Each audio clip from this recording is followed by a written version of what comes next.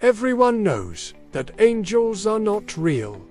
Or do they? Well, there was one man who had some angelic run-ins, and he wasn't even alive 2,000 years ago. Meet Enoch, a man who walked among us in the year 1900 and met an angel. It's me, and this is the incredible full story of Enoch.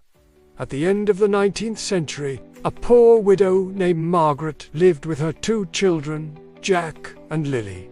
In 1894, tragedy struck when young Lily died. Her parents were heartbroken and did everything they could to comfort each other, yet no amount of love could take away the pain of losing a child. When Jack was 16, his father passed away due to the effects of smoking. Now a teenager without a father figure, Jack searched for guidance. He found it in the pages of a book, the Bible. He read about Enoch, a righteous man who walked with God and was taken up to heaven before experiencing death. Inspired by the story, Jack decided to dedicate his life to religion and become a street preacher. He never married and spent all his time spreading the word of God.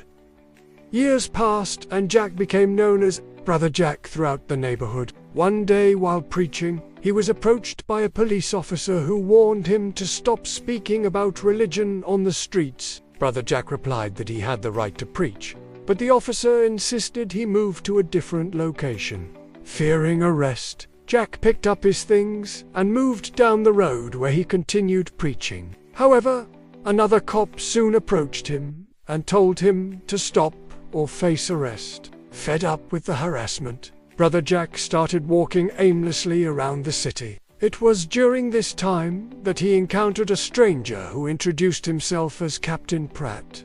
They talked for a bit, and then Captain Pratt invited Jack to come along on his boat for the night. Jack couldn't refuse the offer, and so climbed aboard.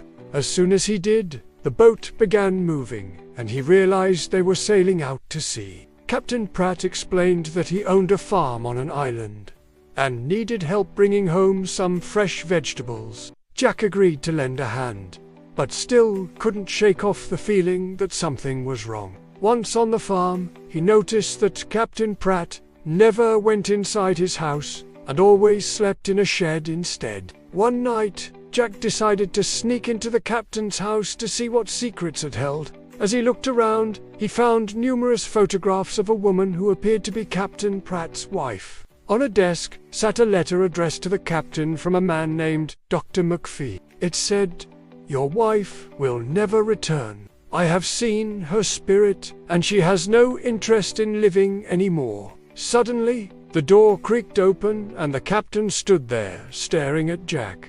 He explained that he had lost his wife at sea, and since then had been searching for her all over the world. Jack felt sorry for the man and decided not to tell him about the letter. Instead, he returned to his shed to sleep.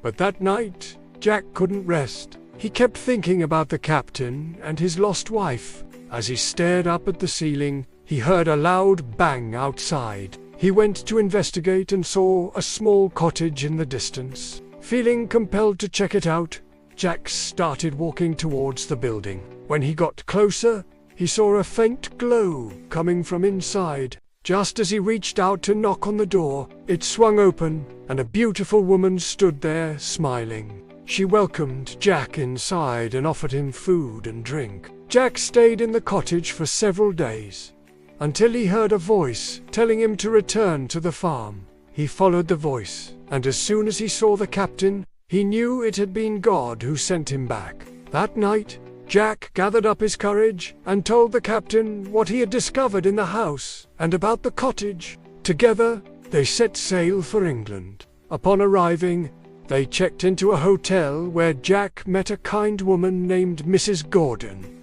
After talking to her, Jack learned that she knew the captain's wife and that she, too, believed the woman was dead.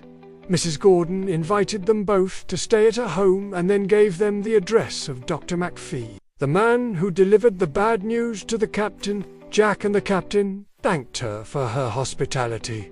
But Jack couldn't help but feel uneasy about staying in the house. That night, as he lay in bed, he saw the ghost of a little girl standing by his bed. The girl asked Jack if he would help her find her mother, and then disappeared. Startled by the apparition, Jack woke up in a cold sweat. He knew he had to find the missing woman, and so went out into the town to search for her. With the help of Mrs. Gordon, he tracked down Dr. McPhee, who confirmed that he had treated the captain's wife for depression, and that she had left his clinic against medical advice. They then went to the harbor to inquire about any ships that had traveled to America recently, and sure enough, they found a captain who remembered treating a woman for depression. He said that she had boarded a ship called the Wanderer and headed across the ocean.